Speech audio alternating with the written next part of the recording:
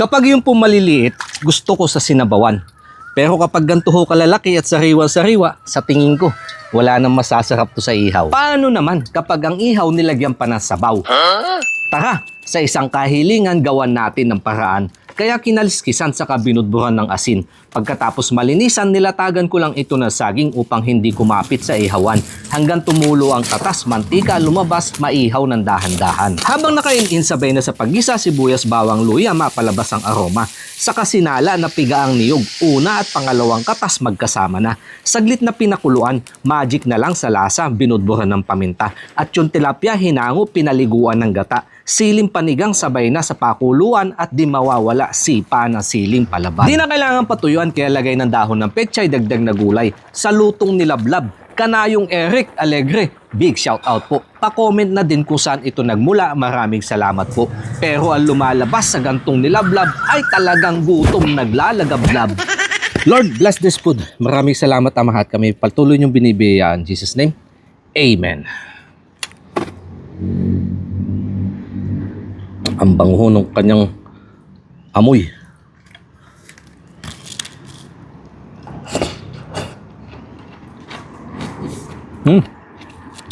Panalo. May tamis. Tsaka yung saging, yung dahon, nakatulong ho siya.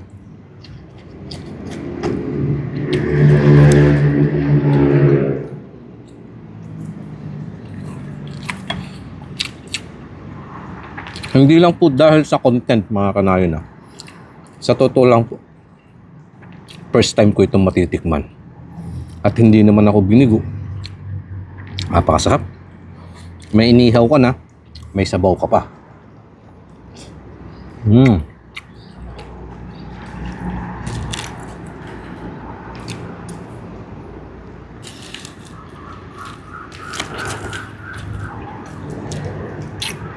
Hindi ko na po nilagyan ng pampaalat kanina tong gata. Kasi nga binudbuhan ko na ng asin tong isda. Para kahit pa paano madagdagan yung alat. Kaya naglabas na lang po ako ng sausawan. Yun po yung purpose ko. Para hindi na masyado maalat.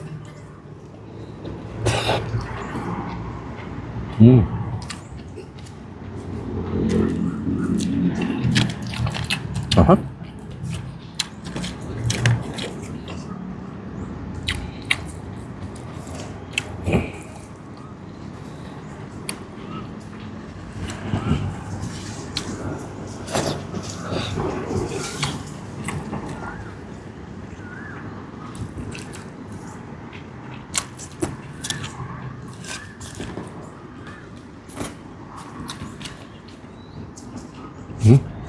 Naman ito ito.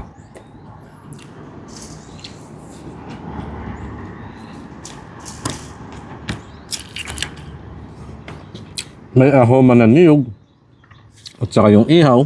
May tamis, alat, anghang. At yung asim ho na hinahanap natin na pantanggal umay. Nandito na sa sausawan. Kaunti lang po nilagay kong patis dyan. Kalamansi at saka tubig pa.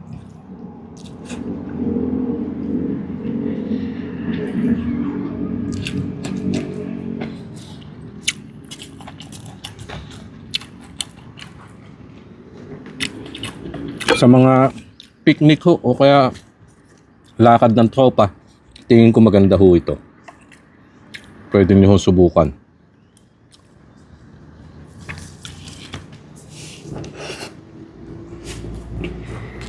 Kapag ganito naman ho kasarap ay talagang pag-aagawan.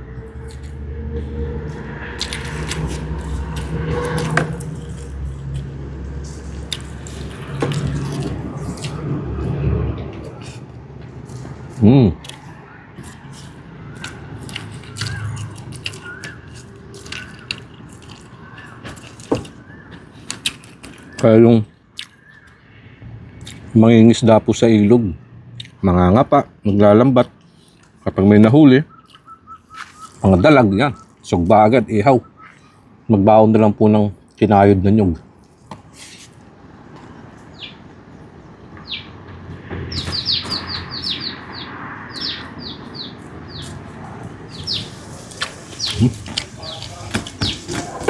Sarap. Sarap ng magkamas pati sa bahaw.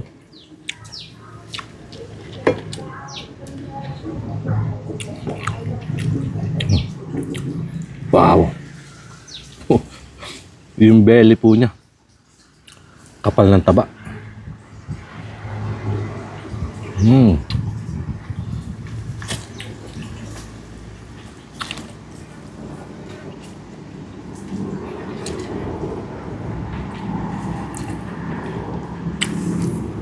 Kung sa gata at saka ihaw lang naman po ang pagbabasihan, para sa akin, out of 10, etong luto to, nasa 10.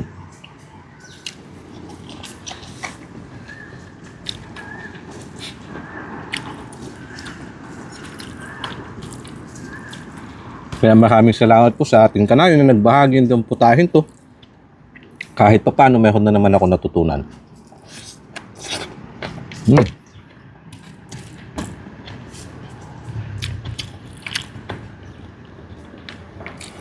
At sa mga kanayon po natin dyan na nakahatin at nakapanood hanggang dito, pwede nyo din po itong subukan. Maraming salamat mga kanayon. Sa isa na naman pong pagkain bukid at ako inyo sinaluhan. Kita-kits po tayo sa mga susunod kong upload. Kain po tayo.